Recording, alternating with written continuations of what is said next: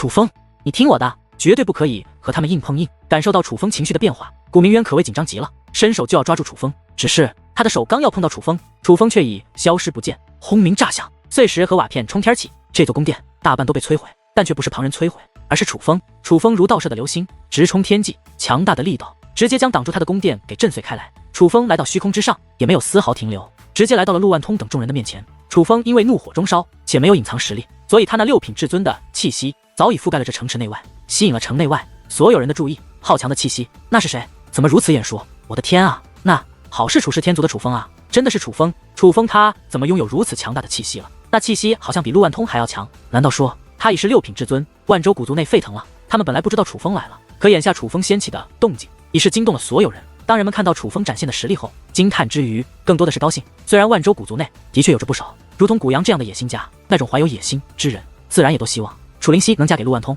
但其实大多数人还是心疼古明渊和楚灵溪的，他们是不希望楚灵溪嫁给陆万通的，可他们太弱了，根本无力改变这一切。但现在不一样了，楚风来了，不仅来了，这修为还如此强横。于是万州古族的众人看到楚风，就像是看到了救星一样，自然高兴。古阳，他就是你说的那个楚风。感受到楚风所散发的气息，就连陆万通的面容也是略微有些变化。6品至尊境，而且还是如此年轻之人，这让陆万通意识到这个楚风很不简单。毕竟这个修为在当今圣光天河内可以说是最顶尖的小辈了。大人，就是他。古阳说道。这小子到底是何来历？他是小辈吗？陆万通说道。大人，他不过是来自祖武星域内一个小小的处世天族罢了。虽说此子天赋的确逆天，可并无背景可言，但此子心狠手辣，非常的记仇，且对楚灵溪更是早就心怀不轨。大人，属下奉劝您一句，此子万万不可留，否则后患无穷。当初祖武星域内那些曾与此子为敌的人，就是因为没有斩草除根，待此子成长起来后，都被此子所杀。古阳也明白这陆万通在担心什么，于是小声对陆万通说道。听到古阳的一番话后，那本来略微有些担心的陆万通不仅不慌了，反而喜笑颜开。回见他嘴角一咧，那口恶心的大黄牙又露了出来，虽然嘴上挂着笑容，可那一双微眯的眼睛却是凶芒毕露。小子，天赋好就敢多管闲事，我要让你知道，不是任何人的事都是你能管的，否则就是你的死期。陆万通对楚风说道。他不在乎楚风的天赋如何，也不在乎楚风是否心狠手辣，他只要确定楚风没有背景，那他就依旧不把楚风放在眼中。在陆万通的心中，个人实力再强，若没有强大的靠山，那也是没用。我的死期就凭你吗？楚风冷然一笑，全然没有将陆万通放在眼里。陆万通也是放声大笑，笑声之中尽是嘲讽之意。小子，不愧是垃圾星域出来的人，你可真是井底之蛙，你以为你有些实力就天下无敌了？老夫就让你知道什么叫做势力。陆万通说话间大袖一挥，下一刻自城池之外便出现数队人马，那是来自19个不同势力的人马，他们人数极多，自四面八方而来，宛如乌云压顶，将这城池封锁了起来。那些是看到那些人马，刚刚燃起希望的万州古族众人顿时面如死灰。万州古族乃是有些眼界的人，那些10几个势力的人马他们认得几个，而他们认得的那几个乃是中星域的霸主级势力。我们倒是要看看今日谁敢与陆大师过意不去。那些势力出场之后，为首的首领们也是纷纷开口。话音落下之际，磅礴的威压也是自那些势力的人马之中释放而出，最弱的都是至尊境，其中还有几道是至尊巅峰。完了，这下真的完了，古阳这个败类怎能如此坑害灵溪啊？感受到那些至尊巅峰的气息，万州古族众人陷入了绝望，而感受到万州古族那绝望眼神，陆万通则是更加的得意，且再度将目光看向楚风。垃圾星域的瘪三，现在你知道老夫的势力了吗？和我为敌，你有这个资格吗？陆万通对楚风说道。见状，楚风则是冷然一笑，可是他刚想说话，便被虚空之上的一道声音所打断。是谁在这里显威风？一声怒喝自远云层上端传来，那声音浑厚有力，响亮无比，比雷鸣还要刺耳数倍。声音落下之际，虚空颤抖，大地震裂，而那声音落入人们耳中，许多人更是吓得瘫倒在地，因为伴随那声音而来的还有势不可挡的威压。在那一缕威压的面前，来自19个势力所有人马的威压都变得不值一提，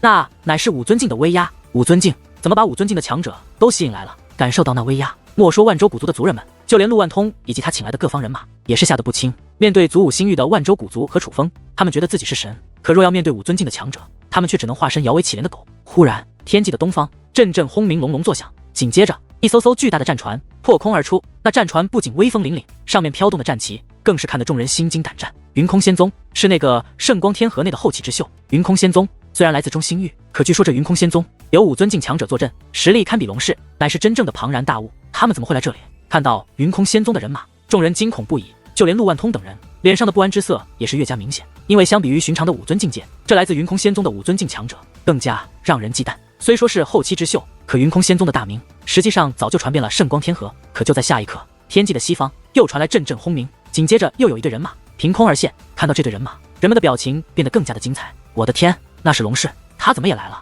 但紧接着，自天际的南方和北方又相继有大队人马出现，那分别是于氏天族和群妖圣殿。此时，莫说庞然，就连陆万通等人也开始不停地擦拭脸上的冷汗。如果说云空仙宗是中性域内最强的势力，那么龙氏、群妖圣殿以及于氏天族可就是当今圣光天河内公认的实力仅次于圣光一族的庞然大物。完了，这下完了，真是想不到这陆万通竟有如此本事，将龙氏、群妖圣殿、于氏天族以及云空仙宗的人都请来了。古明渊暗叹不好，不仅仅是他，就连万州古族的其他人也同样是面如死灰，哪怕是天赋展现的楚灵溪，此时也是眉头紧皱，彻底乱了阵脚。绝望，这是他们从未感受过的绝望，就连呼吸他们都觉得变得困难起来。那可是龙氏、于氏天族、群妖圣殿以及云空仙宗啊！当今天河内除了圣光一族外最强的4个势力，面对这种存在，他们如何抗衡？拜见大人！忽然间，陆万通以及他邀请而来的各方势力的所有人，皆是飞落而下，半跪在了地上。原来是龙氏族长、云空仙宗宗主以及群妖圣殿殿主，还有于氏天族族长，从各自的战车之中走了出来。此一刻，许多人紧张的心脏都快要跳了出来。这4位可是当今圣光天河内最顶尖的大人物，许多人连看他们都是不敢，生怕哪里惹得这几位大人物不高兴，从而让他们家破人亡。而那4位大人物相识一眼后，便同时飞落而下。只是令人意想不到的是，他们竟然皆是直奔楚风而去，并且最终站在了楚风的身后。这一幕让人不知所措。而就在此时，那4位大人物却同时将目光扫向陆万通等人。楚风少侠，就是这些蝼蚁找你的麻烦。4位大人物同时说道。而此话一出，无论是陆万通以及他邀请而来的各方势力，还是古明渊等万州古族的众人，无一不是面色大变。尤其是古明渊和楚灵溪这对母女，他们面面相觑，那震惊的眼神简直不敢相信这一切是真的。原来这4个庞然大物竟是因楚风而来。如果说古明渊、楚灵溪以及万州古族众人是纯粹的被楚风与这4个庞然大物的关系所震慑住，那么陆万通等人可就是纯粹的恐惧了。他们无论如何也没有想到，楚风不仅个人实力强横，竟然还有着如此可怕的背景，竟然直接让龙氏、云空仙宗、于氏天族以及群妖圣殿这4个庞然大物同时为他出头。当今天河内除了圣光一族外，怕是没有人具有如此本领了。那哪里是一个垃圾星域的小辈，那分明就是一个大魔头。古阳，你不是说他毫无背景可言，只是出自小小的楚氏天族吗？陆万通看向身旁的古阳，那种眼神恨不得将这古阳撕成碎片。他会落到此时的尴尬境地，都是拜这古阳所赐。相比于陆万通，古阳同样是吓得不轻，连话都说不清楚了。他也是无论如何都没有想到楚风会有如此可怕的背景，如若知道，他也不敢做这种事情，更是不敢对楚氏天族动心思。小小的楚氏天族，楚风小友所在的家族，岂能被你这样形容？陆万通，我看你真是膨胀到了极点，但太过膨胀的后果只有一个，那就是自取灭亡。群妖圣殿殿主似乎也是认识那陆万通，只是他对待陆万通的态度却是十分的不善。不只是他，龙氏族长、于是天族族长，哪怕是看上去温文尔雅、十分和善的云空仙宗宗主，此时看向陆万通等人的目光也皆是充满了不善。诸位大人，你听我解释，我都是受这古阳蛊惑，我与楚风大人并无恩怨，都是受这古阳蛊惑呀。陆万通将所有罪责都推给了那古阳，想要强娶我楚灵溪妹妹，还放话，若是他不从，就灭了整个万州古族的人。似乎不是这古阳，而是你吧？楚风说道。误会，真的是误会，你不能听他一面之词。是这古阳说楚灵溪姑娘对我有意，我才来找楚灵溪姑娘的。谁曾想我来了之后，他有当众拒绝，我面子上过不去，才说了那样的话。我并不会真的伤害他们。陆万通拼命的解释着，但其实他是什么人品，大家都很清楚。被他迫害的姑娘可不在少数，所以群妖圣殿殿主以及龙氏族长等人根本不听他的解释，而是纷纷看向楚风。楚风小友，你一句话想怎么处置这陆万通？4位大人物对楚风问道。这种败类，他不可能造福天河之人，反而只会为圣光天河抹黑。无论怎么看，这种人都不该继续活下去。4位前辈，你们说呢？楚风说道。而楚风此话刚刚说完，群妖圣殿殿主一掌轰出，只听砰的一声闷响，那陆万通已是粉身碎骨，化成一滩血水，被其直接抹杀。群妖圣殿殿主一句废话都没说，直接取了陆万通的性命。这一幕可将那些陆万通邀请来各方人马吓得不轻。大人饶命啊，我们乃是受陆万通蛊惑，并不知实情。于是他们赶忙纷纷求饶，不敢有一丝怠慢，生怕拖延下去，对方一个不高兴就将他们全部抹杀。这可不是开玩笑的，对方可是龙氏以及群妖圣殿等庞然大物，他们的确具备着抹杀他们的实力，他们怎能不怕？此时他们真是后悔的场子都清了。若是早知道这个万州古族有楚风这样的小怪物最后盾，他们绝对不会趟这趟浑水。你们好歹也是有些身份的人，明辨是非的能力都没有吗？云空仙宗宗主问道。大人饶命，大人饶命，我们真的是被蛊惑，是被那陆万通欺骗了呀。那些人继续求饶和辩解，除了这样，他们也是别无他法。你们的能不能活，现在不是我们说的算，而是楚风小友说的算。群妖圣殿殿主将目光投向了楚风。楚风大人，我们真的是被蛊惑的，你一定要相信我们啊。楚风大人，正所谓不知者不怪，给我们一个机会吧，我们只是来给他壮壮声势，并没有对万州古族出手的打算。那些被陆万通邀请而来的势力首领们不停地向楚风解释，甚至求饶。诸位前辈，对于这种事情，我楚风也没什么经验，还是你们为我做主吧。不过楚灵溪可不仅是我楚氏天族族人，更是我的亲妹妹，而古明渊前辈更是我的救命恩人。楚风对龙氏族长等4人说道。至于龙氏族长他们，其实也有他们的顾虑，这些势力的确不如他们强大，但却也是中心域的主宰级势力。若是真的将他们全部抹杀，那会影响圣光天河的平衡，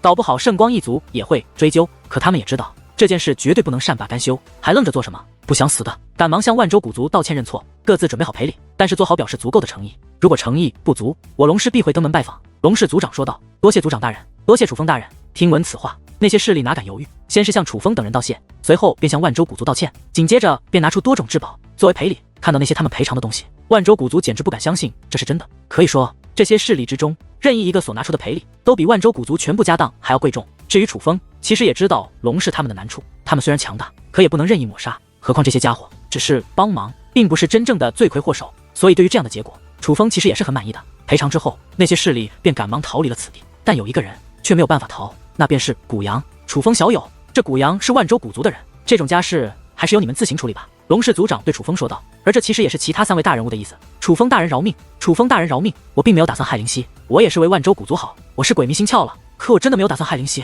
古阳已经哭成了泪人，跪在地上对楚风连连磕头，没有打算害灵犀，这话你也说得出口？楚风冷然一笑，一步一步向古阳走去，而楚风每踏一步，古阳内心都为之一颤。在他看来，楚风每靠近一步，那就是他距离鬼门关更近一步。明渊，救我，救我呀！我不想死啊！我知错了，我真的知错了。眼见不妙，古阳只得将求助的目光看向古明渊。楚风，算了，古阳终究是我万州古族族人，对于他的惩罚，还是我与族内长老商量之后再做决断吧。古明渊终究还是心软了，但楚风却并未理会古明渊，而是看向了古明渊身旁的楚灵犀。灵犀妹妹，你说吧，如何处置这古阳？楚风对楚灵犀问道。楚灵犀柳眉微皱，他看了看自己的母亲，那张小脸之上也是露出了为难之色。他自然不想放过古阳，可却也知道古阳对于他母亲是较为亲近之人，否则以他母亲的性格，也不可能为古阳求饶，这让楚灵犀十分为难。可就在这时，楚风一拳轰出，直接砸在了古阳的脸上，一拳落下，鲜血四溅，古阳那完整的肉躯已是化作了一滩血水，死的彻彻底底。你不用说了，我替你决定了。杀了古阳后，楚风对楚灵犀说道。楚风，楚灵犀看着楚风，心中甚是感激。对他而言，杀了古阳自然合他心意，只是碍于他母亲和古阳的交情，他多半会选择给古阳一个机会。可以说，楚风是做了他想做而不能做的事，只是他还是忍不住看了一眼他的母亲。果然，看到古阳被杀，古明渊的神色十分复杂，向来霸道的眼中少见的涌现出了悲伤。古明渊不是一个优柔寡断的人，相反他做事风格十分狠辣，可古阳对他而言的确有着一些分量。在他年少之时，万州古族内也是尔虞我诈，争斗不断，古阳给予了他不少帮助，可以说没有古阳，他未必会成长的那般顺利。前辈，这古阳就是一个败类，他虽是你万州古族之人，可灵犀却是我楚氏天族族人，他对灵犀不利，无论如何我也想不到饶过他的理由。楚风对古明渊说道。楚风少侠，你这说的哪里话？这古阳罪该万死，就算你不杀他，我们万州古族也绝对不会饶过他的。对，灵犀乃我族最重要的人，这古阳为了一己私利，竟做出如此卑劣之事，绝对不能轻饶，杀了他都是便宜了他，应该让他不得好死才对。万州古族的众位长老们纷纷开口了，话语之间不仅没有怪罪楚风之意，反而十分赞同楚风的做法。他们怎么敢怪楚风呢？若不是楚风，他们今天都要死，可能是怕心里有负担。他们还纷纷看向了古明渊。明渊，就算让你来处置，也绝对不会放过这古阳，对吧？他们这样问，其实是想让古明渊说一些话，以此来消除楚风心中的顾虑。而事已至此，古明渊也是立刻调整情绪，将目光投向了楚风。楚风，古阳的确对我有恩，不过他近来所做之事也的确不对。如果是我，的确不忍杀他，但你要杀他，我也不会怪你。古明渊对楚风说道。古明渊说的倒也是心里话，他虽不忍杀古阳，但也绝对不会因楚风杀了古阳而怪罪楚风，毕竟他很清楚古阳罪该万死。此事到此结束，万州古族不仅躲过一劫，更是从那些强大势力之中得到了大量的宝物作为补偿，收获颇丰。对于楚风，他们心怀感激，而也深知龙氏等势力功不可没的他们，便立刻摆放宴席，以此来答谢楚风以及龙氏等人。按理来说，龙氏这些庞然大物肯定是不愿意和万州古族这种小势力有什么来往，甚至会觉得与这种小势力交好，那对他们而言乃是一种耻辱。万州古族举办的宴席，他们怎会参加？可是看在楚风的面子上，他们不仅没有拒绝，反而答应了下来，并且宴席之上，这些大人物也是一点架子都没有。万州古族的人做梦都没有想到，他们有朝一日能够与龙氏、群妖圣殿、于是天族、云空仙宗这些庞然大物的人聚在一起，把酒言欢。别的不说，只是这样的经历，就已是他万州古族从未有过的荣耀时刻。甚至万州古族之内的一些人还觉得，能够有今日一幕，就算死了也是值了。而当他们看到宴席之上，如龙氏族长、群妖圣殿殿主、于是天族族长、云空仙宗宗主这些大人物对楚风的态度都是那般的客气，甚至有些殷勤之后，他们意识到，如今楚风的地位似乎比他们想象的还要厉害。毕竟那几位可是这当今圣光天河内，除了圣光一族的强者外，最具实力和地位的存在了。尤其是古明渊和楚灵溪母女俩，他们看向楚风的目光，相比于自家的族人们纯粹的惊叹外，则是更为复杂。母亲大人，看来我是再也没有机会追赶上楚风了。楚灵溪对古明渊说道：“傻丫头，你已经很优秀了，何必要与楚风比呢？当年你母亲我与楚轩辕齐名，但我自己却很清楚，我与楚轩辕有着很大的差距，我根本就比不上他。”古明渊对楚灵溪安抚道。可是楚灵溪的小脸之上却忽然涌现出了一抹倔强，虽然难度很大，但我不会放弃的，我可不愿意一直被那个家伙叫做妹妹，我还是想当他的姐姐。看着自己这不服输的女儿，古明渊也是微微一笑，不愧是我的女儿，这份稚气娘亲，喜欢。这里好是热闹啊！可忽然一道声音自天际之上传来，听到那个声音，所有人都是观望而去，有些人更是目露不善，为了不想让人打扰，他们已经封锁了这片天地。而那位说话之人显然乃是后来者，也可以说是有人破开了那封锁的力量，擅闯到了此地。龙氏等势力联手封锁的地方，还有人敢擅闯，这便是大罪。当人们目光投去之际，那位的身形也已然浮现，那是一位满头灰发，手握拂尘，身穿蓝色道袍的老道人，他就站在那里。可是楚风却感受不到他的气息，这位老道人给楚风一种深不可测之感。念天道人看到这位如龙氏族长在内的许多大人物，都是目光变化，原本不善的目光转变成了淡淡的笑意，显然他们都是认得这位老者的。今天是什么风，居然把久不出世的念天道人给吹来了？群妖圣殿店主说道：“我念天无事不登三宝殿。”念天道人说话间，将目光投向了楚风等小辈。既然这位小友都在这里，那我念天就直说了。诸位小友，我念天已在这风暴世界的覆雪平原处开启了念天赌阵。诸位小友，若是愿意，可去玩一玩。那念天道人说话间，大袖一挥，有8道光束飞掠而出，分别飞向了楚风、龙小小、殷黛粉、傅飞跃、于红、于影、暴月、魁无敌等8人。那光束速度极快，可到楚风等人近前，却又停了下来。直到此时，楚风才能看到，那光束原来是一张符纸。那符纸其实是一个储存阵法，只是符纸没有破开之前，就连楚风也是看不穿这储存阵法内储存的是何物。多谢念天前辈。龙小小等人接过符纸之后，都是喜出望外，纷纷对那念天道人表达感激之情。不必客气，我念天还要谢谢诸位小友，给我老人家这个面子。很快那念天赌阵就要开启，诸位小友，咱们阵前再见。念天道人说话间，便转身向外行去。而见念天道人要走，就连龙氏族长等人也是纷纷起身，亲自去迎送。小小，这念天道人是何来头？楚风手握符纸，对龙小小问道。他实在是有些好奇，那念天道人是何来头？至少从大家的反应，楚风已经察觉到，那念天道人很不简单。小恩公，你真的连念天道人都不知道？龙小小有些诧异的看着楚风，你这丫头，我要是知道，还会问你。别卖关子了，快告诉我，这念天道人究竟是有何来头？楚风问道。而龙小小也是开始为楚风讲述起关于这念天道人的来历。原来，这念天道人是圣光天河内的一位隐士高人，他的实力很强，具体强到什么地步没人知晓，可以说是圣光天河内与如意老人齐名的存在。但是相比于如意老人，他更加神秘。如果说如意老人最出名的是如意古堡，那么这念天道人最出名的便是念天赌阵。念天赌阵顾名思义，与赌有关，这赌阵内赌的便是名为念天真气的一种气焰，那是一种修炼资源。而念天赌阵的筹码则是由念天赌阵来分配，不是所有人都有资格拿到这筹码的。眼下楚风等人所收到的符纸其实就是筹码，并且还是念天道人亲自分发的筹码。往往念天道人亲自分发的筹码数量都是非常可观的，这也就等于念天道人给予了他们一个免费获得修炼资源的机会，并且获得的量很可能不在少数。这就是为何连出身如此不凡的龙小小等小辈也会如此激动的原因。之后，龙小小等人又为楚风讲述了一些关于念天道人的事。原来念天道人已经隐居多年，他的念天赌阵已多年未曾开启。念天道人曾放话，当今圣光天河已没有能够让他开启念天赌阵的事，倘若他再度开启念天赌阵，那必然是能够影响圣光天河未来的大事件。如今念天道人再现，必然是因这最强后辈争霸赛而来，念天赌阵也将久违的开启，并且很可能是因为他们这些小辈开启。最主要的是，楚风等人接下来所要做的事，很可能将成为念天道人口中的大事件，这也是让龙小小等人如此兴奋的原因。而听闻龙小小等人的讲述后，就连楚风对于这念天赌阵的开启也是非常的期待。楚风等人正在聊着，天际之上却传来了紫色的光华，紫色的光华如水一般在空中奔腾，速度极快，那光华十分绚丽，就连太阳的光芒与这紫色光华相比，都是变得不再耀眼。紫色光华自北方而来，转眼间已是覆盖楚风等人头顶的虚空，一眼望去，整片天空都被那紫色光华覆盖。此时的紫色天空华丽到连这些见惯了大场面的修武者都是心旷神怡，为这美景发出感叹。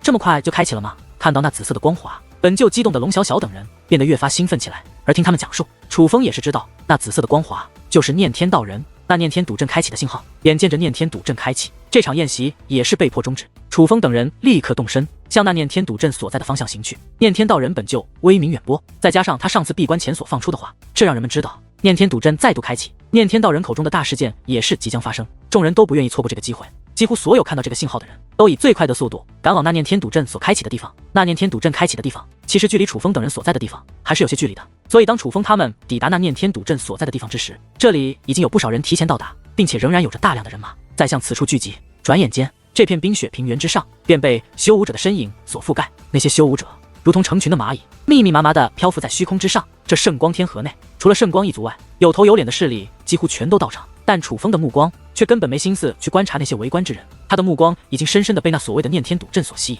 念天赌阵开启于白雪覆盖的平原之上，它没有实质性的物体，完全就是一座符咒组成的阵法。不过那符咒有些特别，乃是散发着紫色的光华，若不仔细看，就像是一片淡淡的紫色光华覆盖了那片白雪平原。那半透明的紫色光芒体看上去并没有多么特殊，可偏偏那覆盖了虚空的紫色光芒，正是由这座阵法散发而出。这阵法非常利奥的，其中蕴藏的力量让楚风感觉心神震荡。身为界灵师，楚风能够感觉到这念天赌阵是一座非常厉害的阵法。看到这座阵法，楚风似乎明白为何连龙氏族长这些大人物们对这念天道人都如此的尊敬了。楚风几乎可以推断，念天道人的实力绝对不容小觑，甚至很可能要在龙氏族长等人之上。至于他有没有强大到像如意老人那种地步，楚风不敢断言。可只从这座阵法的威势来看，念天道人与如意老人齐名，的确够资格。毕竟如意老人真正的实力，其实圣光天河内的人们都不了解，只是大家看到的实力而言，念天道人和如意老人齐名，可以说是完全合理。起初，这念天赌阵除了释放耀眼的紫色光华外，便没有任何动静。直到黑夜降临，这念天赌阵的光华已是将聚集与风暴世界之人吸引大半之后，那念天赌阵才终于有了反应。白雪覆盖的平原开始颤动，紧接着被深埋于雪层深处的土壤居然开始如同山峰一般破冰而出。那升起的山峰总共有着11座，当停止升起之际，11座山峰的高度竟也各不相同，从左至右如阶梯一般，一座高过一座。当人们不明白这11座山峰代表的寓意之际，第一座山峰，也就是最矮的那座山峰，忽然涌现出了紫色的光华。紫色的光华如同笔锋一般在山峰之上移动，很快7个闪烁着紫色光华的大字出现在了山峰之上：隐士道府，隐不语。当隐士道府，隐不语这7个字出现之后，人群顿时沸腾起来。从人们那热议的话语之中，楚风也是得知，那隐不语原来是一个人的名字。这隐不语出身很不简单，他来自圣光天河内6座上星域之一的死亡星域。死亡星域虽然汇集了诸多散修高手，但也有一些强大的势力在其中立足，而隐士道府便是这些势力之中最为强横的存在之一。这隐不语便是这隐士道府的少府主，他不仅出身利奥的，更是天赋异禀。据说早在几年前就已经踏入五品至尊境，乃是当今圣光天河内最声名赫赫的天才小辈之一。且值得一提的是，那隐士道府此时也来到了此地，并且当隐不语的名字出现后，隐不语更是直接从隐士道府的战车之中走了出来。一时之间，本就沸腾的人群变得更为热闹，许多人的目光都投向了隐士道府所在的方向。隐不语已然成为了这片天地最引人瞩目的存在。楚风也是忍不住好奇，观察了一下那隐不语。这隐不语一袭青色长袍，手握折叠纸扇，面容姣好，气质不凡，看上去的确是一表人才。只是他与其他天才一样，在他的脸上有着毫不掩饰的傲气和自负，但显然他有自负与骄傲的资本。而眼下这隐不语被亿万人的目光所盯着，他也是非常享受这种待遇，竟然抱拳向四方问候。就在隐不语的名字浮现没有多久，那第2道山峰之上也有紫光涌现。紫光游走之后，又有一个名字出现：御风宗江长空。当这个名字出现后，原本凝视于隐不语的目光立刻转移，投向了这片天际的另外一个方向。在那里也有着几座巨大的浮空战车漂浮于虚空之上，战车上面数面巨大的旗帜随风而动，旗帜上面所写着的正是御风宗3个大字。而楚风注意到，当那第2座山峰上出现了御风宗江长空这6个字后，隐不语的脸色顿时变得难看起来。从众人的议论中，楚风也是知道了缘由。那御风宗同样来自死亡星域，而那个江长空乃是御风宗宗主的闭门弟子，虽不是御风宗宗主的亲生子嗣，可却也是天赋异禀的天才。江长空和隐不语一样，他们成名已久，早就名震圣光天河。他们的实力虽不如于烈那般强横，可却也是被世人公认的天才。至少他们的2人的名气远非龙小小等人可比。而江长空和隐不语所在的势力同在死亡星域内，2人难免被人比较，所以他们彼此都看对方不顺眼。在1年之前，他们2人之间终于发生了一场交锋，只是那一战乃是江长空获胜。至此，隐不语就背上了不如江长空的名声。当2人的名字出现后，人们似乎明白了什么，这很可能是圣光天河内后辈实力的排名。而第一个出现名字的山峰是最矮的一座山峰，也就预示着是实力排名最弱的一个。隐不语和江长空本就有过节，可如今这排名，隐不语还弱于江长空，隐不语自然很是不爽。不过当人们得知这山峰所暗藏的意思后，对于后面的排序也是越发期待起来。果不其然，很快第3座山峰上面也出现了名字：群妖圣殿魁无敌。当这个名字出现后，沸腾的人群更加兴奋起来。毕竟相比于御风宗和隐士道府，这群妖圣殿名声更大，实力更强，乃是公认的当今天河内除了圣光一族外最强大的势力之一。知论势力强弱，无论是御风宗还是隐士道府，显然都无法与群妖圣殿相提并论。靠，这念天道人开玩笑吧？我魁无敌有这么弱吗？居然排在这种位置。不过相比于看热闹的众人，魁无敌可就不太高兴了。对于魁无敌的反应，在场的不少小辈都是忍不住笑了起来，有出言安慰，也有人出言挖苦。虽然嘴上拿魁无敌开玩笑，但紧接着如龙小小、殷代粉、傅飞跃等人的情绪却也变得紧张起来。他们的名字会出现吗？将是怎样的排序？该不会很低吧？若是很低，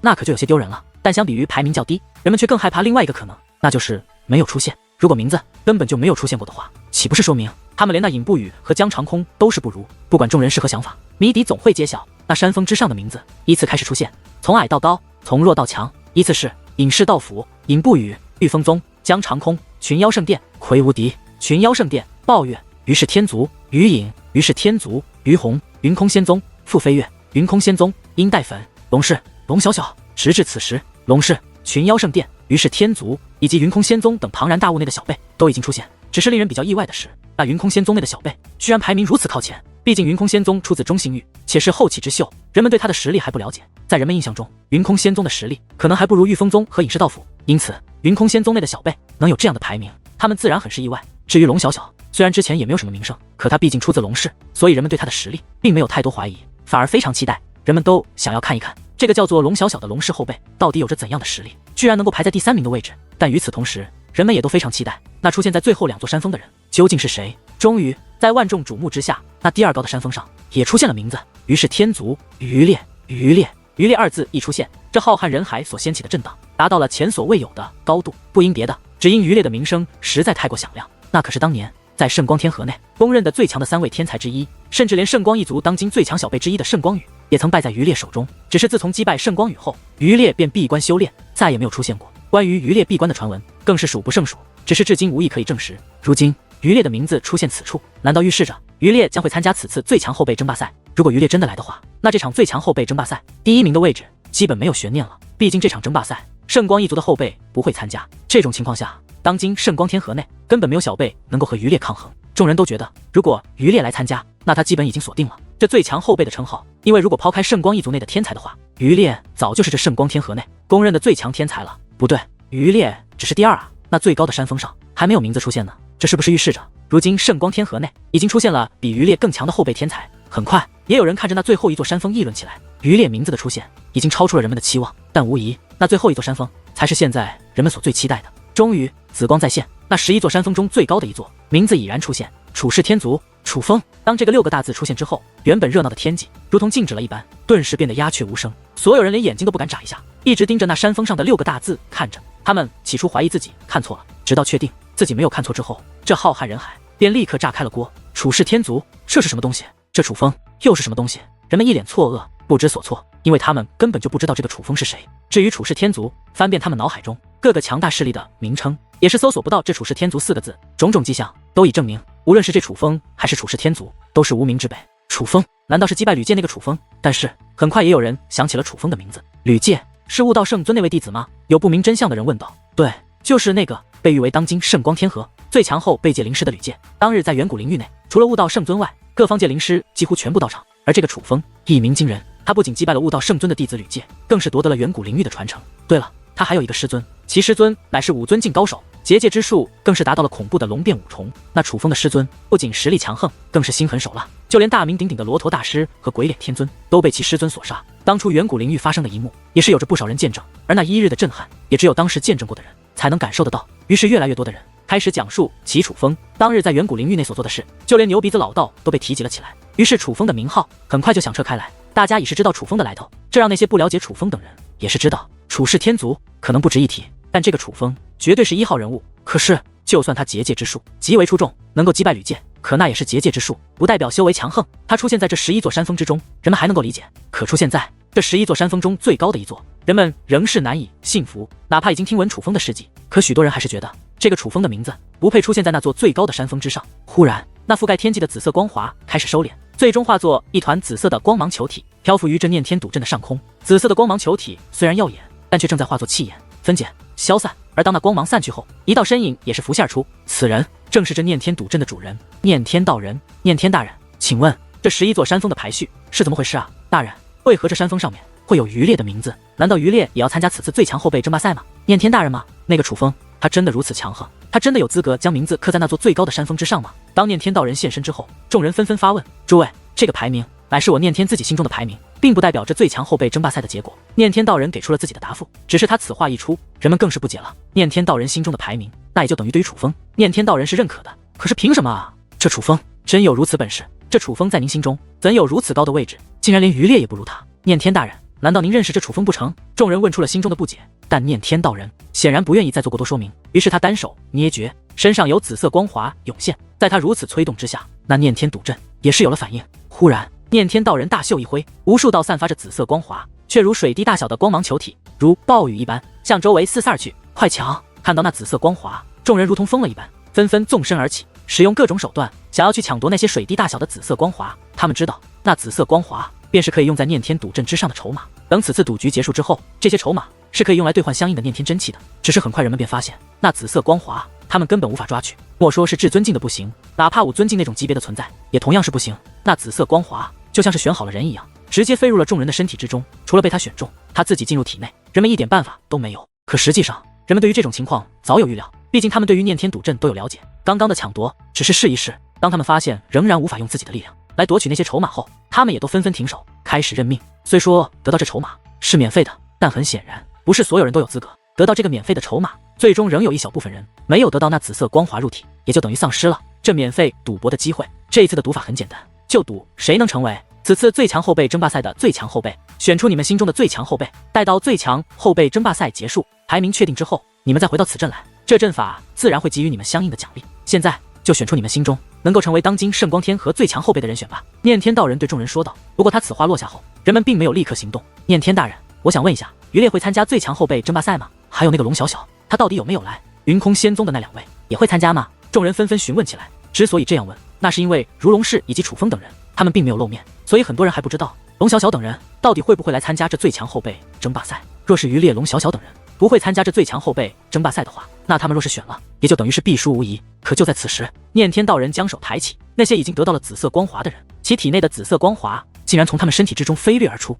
最终回到了念天道人的手中。大人，您这是干嘛呀？那些被抽走紫色光华的人皆是不知所措。若是我把答案告诉你们，还要你们来赌吗？谁还要问，我就将他的筹码抽走。念天道人有些不悦地说道。而他此话一出，人们也是反应过来，那些被抽走了紫色光华的人，都是刚刚询问念天道人这些小辈会不会参加最强后辈争霸赛的人。见此情形，人们已然明白，想要从念天道人那里获得线索，显然是不可能的了，他们只能靠自己。于是原本按兵不动的众人忽然开始行动起来，他们纷纷走到赌阵之中，然后才能催动体内的紫色光华融入山峰之中。而随着众人将他们的筹码融入那山峰之中，11座山峰也是纷纷亮起了紫色光华。在这黑夜之中，11座闪烁着紫色光华的山峰显得格外美丽。只不过根据人们投入的筹码不同，11座山峰所散发的光芒亮度也是不同。当所有人都投出了他们心中所选后，11座光华的亮度从强至弱分别是龙小小、殷黛粉、傅飞跃、余烈、于红、于隐、魁无敌、楚风、江长空、尹不语。虽说大家都知道余烈很强，可是考虑到余烈已经多年没有消息，大家分析余烈多半不会参加这次最强后辈争霸赛，所以余烈的排名才不是第一。至于龙小小、殷黛粉、傅飞跃等人，虽然大家也不是非常了解，可他们却觉得这些庞然大物出来的天才必然是有真本事的。再加上念天道人将他们排得如此靠前，必然也有念天道人的考虑，所以龙小小、殷黛粉、傅飞跃3人才成为了大家选择的热门人选。当然有一个人除外，那便是楚风。尽管念天道人将楚风的名字刻在了最高的那座山峰之上，可因为楚风出身并不理想，上一次的战绩虽然击败了吕界，可却也不足以站在当今圣光天河最强后辈的地位上，所以大家对楚风投入的筹码并不多，但却也比江长空和尹不语要强，这也让江长空和尹不语十分的不爽。诸位小友还不投注吗？忽然念天道人将目光投向了楚风等人所在的方位，他这句话起初还让人们感到不解，直到虚空颤动，龙氏、于是天族、群妖圣殿以及云空仙宗等大队人马浮现而出后，人群顿时沸腾了。但是看到那些出场的小辈后，许多人连肠子都悔青了，因为他们看到了余烈的身影。余烈，他竟然来了，那是消失多年的余烈。我的天啊，余烈既然都来了，那这场最强后辈争霸赛根本就没有了悬念啊！我真是蠢啊，我居然不选余烈。唉，众人哀怨不断，悔恨不已，但也有不少人笑得合不拢嘴。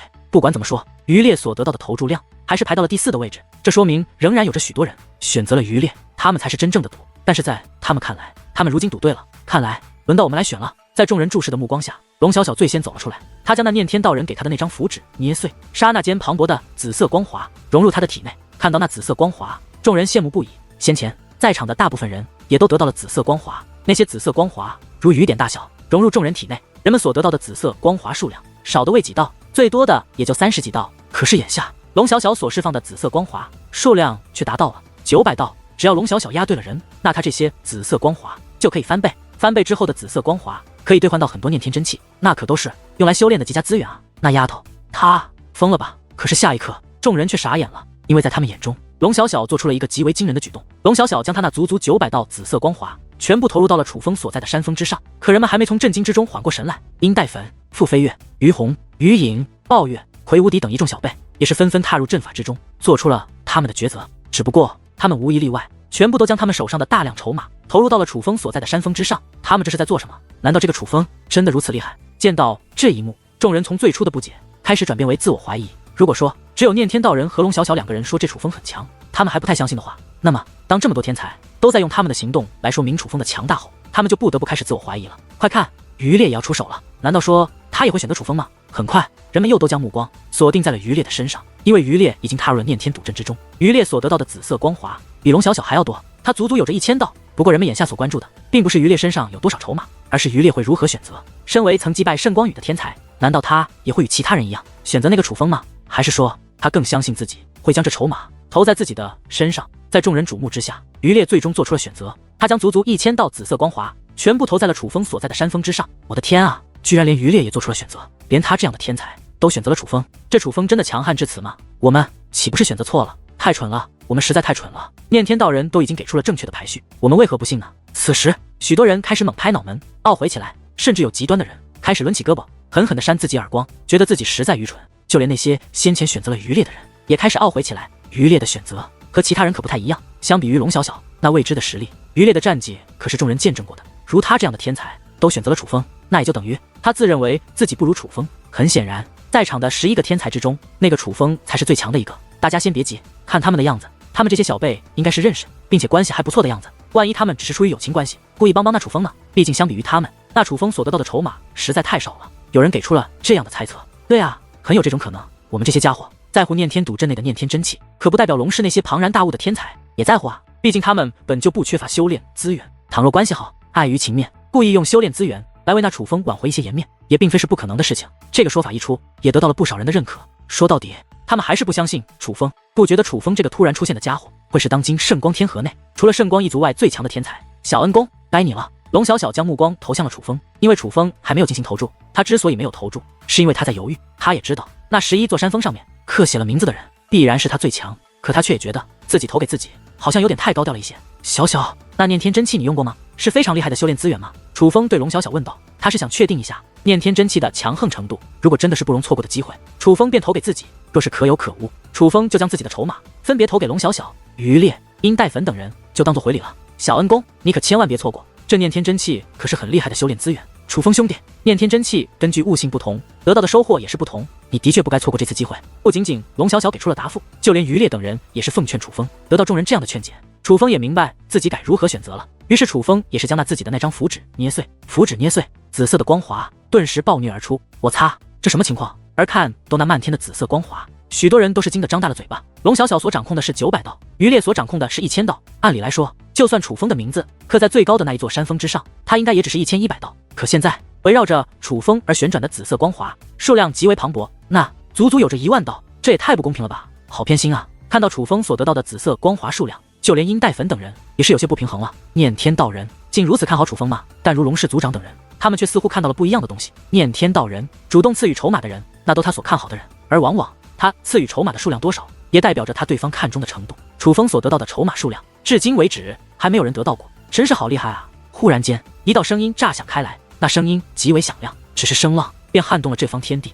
在这种场合下，几乎没有人会用如此声音说话，但顺声观望，看到那说话之人后，人们却又明白此人为何如此大胆了。那是一名男子，面若青年，长相俊朗，乃是那种风流倜傥，一看就是浪子的模样。而在他的腰间，更是挂着一把银色长剑，长剑无剑鞘，哪怕月光照耀之下，也是光芒刺眼，一看就是一把好剑。但众人所看重的，却并非那青年男子的佩剑，而是他的身份，因为他便是当今圣光一族最强天才之一，圣光羽。盛光宇出现后，原本吵闹的天地竟然都有所收敛。无论是各方势力的大人物们，还是小一辈以及散修之人，他们看向盛光宇的目光之中，都有着些许忌惮。盛光宇不仅是盛光一族的天才小辈，还是盛光一族族长的亲孙子，他的身份没有人敢得罪。尤其是龙小小以及龙氏族长等人，看到盛光宇后，更是暗叹不妙。这盛光宇向来霸道，是一个不讲理的主，眼下他正盯着楚风，且目光尽是不善，这可不是一个好预兆。因为他们知道，这盛光宇曾经也入过念天赌阵，以他的身份和实力，自然也是得到了念天道人亲自分发的筹码。只是当时这盛光宇所得到的筹码数量，也不过是1000多道紫色光芒体而已。但现如今，楚风却得到了足足上万道，远在盛光宇之上。要知道，念天道人赐予的筹码数量，往往也是代表着对其实力的认可程度。盛光宇向来自负，如今楚风得到的臭马却远胜于他，盛光宇自然很是不服。种种迹象都让人觉得，盛光宇在这个时候出现，很快可能是要找楚风的麻烦。楚氏天族，我怎么没听说过？来自哪个星域啊？盛光宇对楚风问道。在下来自祖武星域。楚风礼貌地回道。祖武星域。只是听到楚风的回答之后，盛光宇却是一阵狂笑，笑声之中尽是讽刺与嘲笑。祖武星域，我知道，那不是垃圾星域吗？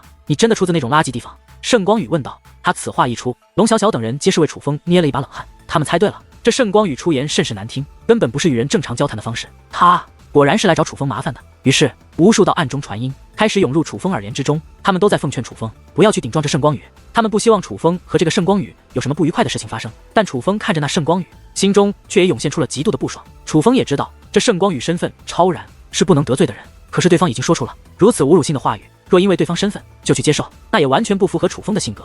于是楚风还是开口了。垃圾，你是何以断言祖武星域是垃圾星域的？我可是听闻祖武星域乃是修武一途起源之地，若是没有祖武星域，未必会有今日修武一途的昌盛。那种神圣的地方，这位少爷却形容为垃圾，似乎不妥吧？楚风的话语多少有着几分反驳之意，但楚风把控得很好，可以说已是给盛光宇留足了脸面。起源之地，道听途说的东西，根本无从验证，你居然还当事实一样来说。垃圾星域的人就是垃圾星域的人，还真是会给自己脸上贴金。我告诉你，修武者向来都是以实力说话，你别光说不练，你若想为祖武星域证明，就拿出你的本事来。来，你不是深得念天道人青睐，让我领教一下你到底有何本事。盛光宇对楚风说道。而他此话一出，无论是龙氏还是群妖圣殿等许多人，内心都是变得紧张起来。他们最害怕的事情还是发生了，楚风和盛光宇今日多半是要有摩擦。盛光宇少爷，这最强后辈争霸赛就快开始，按照最强后辈争霸赛的规则，盛光少爷你不该与楚风交手吧？忽然有人开口了，竟然是于烈。看到于烈，盛光宇的目光又有变化，原本只是以高傲轻蔑的目光看着楚风的他，此时眼中已有怒火正在窜动。我还以为是谁，居然敢打断我盛光宇的对话，原来是于烈呀！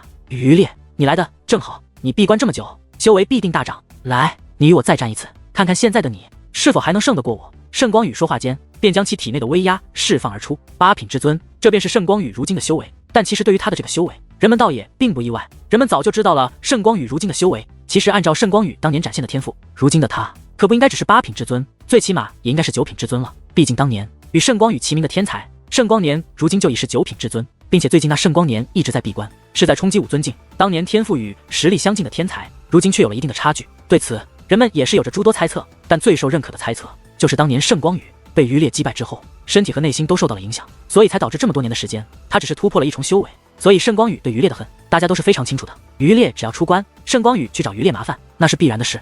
而现在于烈居然还为楚风出头，那无异于是自投罗网。盛光少爷，我不是你的对手，你就不要为难我了。于烈笑着说道。他认输了，他似乎早就对于这一天做好了准备，所以他认输的时候，脸上并没有难堪之色，相反说出这句话后，他竟然有种如释重负之感。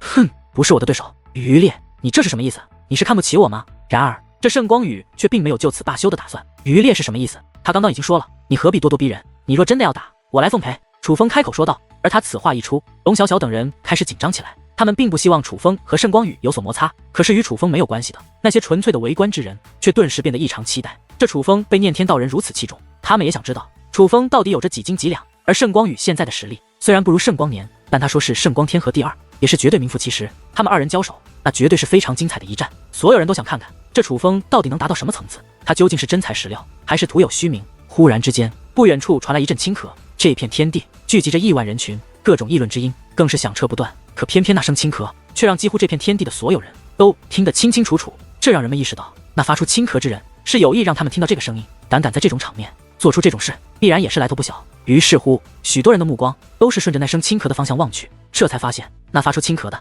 乃是一个宛如书生模样的男子。看到这名男子，人们目光变幻的同时，也是忍不住窃窃私语。因为那名男子腰间的令牌说明了他的身份，他的确不是寻常人，他也是圣光一族的人。而相比于旁人，楚风认得这个人，此人乃是在九魂天河大兴山庄内与楚风偶遇的圣光金安。当日这圣光金安给楚风留下的印象很不错，不过听周围人的议论，楚风察觉到圣光金安在这圣光一族内似乎乃是一个无名之辈，至少在场的许多人都不认得这个圣光金安。与少爷，我觉得此时你与楚风兄弟交手不太合适，不知可否改一下日期？圣光金安对圣光羽说道。他此话一出，许多人都为圣光金安捏了一把冷汗。圣光羽向来霸道，不仅仅是对外人霸道，对于圣光一族内的人也同样霸道，甚至有的时候对同族之人更为狠辣。圣光羽的性格乃是不容许冒犯的那一种，这圣光金安一个无名小辈，居然敢对圣光羽指手画脚，并且还是圣光羽正怒火中烧之时，人们觉得这个圣光金安的下场可能很不乐观，有何不合适？然而令人意外的一幕发生了，圣光羽并没有对圣光金安发火，反而对其询问起来。最强后辈争霸赛就要开始，你若真的伤了楚风，导致影响了他的成绩，那对他而言可不公平。你若真的要与他切磋，完全可以在那最强后辈争霸赛之后再切磋。圣光金安说道。楚风，我今日就给金安兄弟一个面子，你到底是不是垃圾？在最强后辈争霸赛之后，我再来验证。圣光羽对楚风说道。他此话一出，人们更加意外，他们完全没有想到这圣光羽会给这个圣光金安面子。一时之间，人们对圣光金安皆是刮目相看，纷纷开始打探这圣光金安的身份。可在场之人似乎对这圣光金安都不太了解。楚风，你的筹码该使用了。就在此时，念天道人的声音响起，他是在催促楚风做出他的选择。于是楚风便携带着那足足上万道紫色光华，踏入了念天赌阵之中。然而楚风刚刚踏入念天赌阵，念天赌阵之内竟然涌现出耀眼的光华，那光华共有18道，18道如蛟龙一般自阵法之中飞掠而出，随后缠绕着楚风飞舞起来。与此同时，在这天际之上竟也出现巨大的虚影，不仅18道如蛟龙一般的紫色光华出现，楚风的身影竟然也同样出现。只不过无论是楚风的身影还是那18道紫色光华，此时在天际之上都是极为的巨大，巨大到所有人都能清楚的看到他们的存在。怎么会这样？那是什么？人们看着虚空之上所映射出的楚风以及那光华的虚影，议论纷纷，就连楚风也是有些不知所措，不知为何那虚空之上会出现他的虚影。天哪，难道说这就是之前念天道人所说的念天赌阵的意象？众人不解之际，有人发出惊叹。此话一出，人们纷纷看向念天道人，想要从念天道人那里得知答案。的确是异象，念天道人说道。而他此话一出，浩瀚人海再度掀起了新的沸腾高度。虽然楚风还没有和圣光羽交手，虽然人们还不知道这楚风到底有着几斤几两，但他居然能够在踏入念天赌阵后引发异象，这足以证明楚风的与众不同。小恩公，你也太厉害了吧！龙小小对着楚风发出尖叫，兴奋的又蹦又跳。而如余烈等人也同样一脸敬佩的看着楚风，他们早就知道楚风的厉害，但今日的楚风仍然带给了他们惊喜。此异象他们早有耳闻。根据念天道人所言，念天赌阵不仅是一个赌盘，它还是一个天赋的测试阵。当天赋足够强横者踏入这念天赌阵之中，便会引起异象。只不过这个要求极高，念天赌阵开启以来，无论是老一辈的人物还是小一辈的天才，无数强者都曾踏入其中，就连当今圣光天河内的最强者圣光一族当今族长圣光玄烨也曾踏入过这念天赌阵。可无一例外，却从来没有人能够使得这念天赌阵的异象被触发。因此曾有人问过念天道人，是不是这异象根本就不存在？可念天道人却是笑而不语，没有给予任何答复。但今日这异象涌现，楚风者便是楚风，这让人们意识到，别的不谈，只论天赋，在这圣光天河内，怕是无人能与其相提并论。怎么连异象都出现了？只是在众人为这异象涌现而雀跃欢呼、惊叹不断之际，云空仙宗的公孙长老却是眉头紧皱。长老，楚风激发异象，证明其天赋无与伦比，您为何愁眉不展啊？有云空仙宗的人问道。楚风小友锋芒毕露，不知是好事还是坏事啊？公孙长老此话说完，目光移向了圣光羽，而云空仙宗的一些人也是顺着他的目光看向了圣光羽，这才发现圣光羽双拳紧握，咬牙切齿，他极为愤怒，愤怒的脸上的青筋都为之暴起，那眼中所涌现出的目光已不仅仅是嫉妒和愤怒，那目光让人不寒而栗。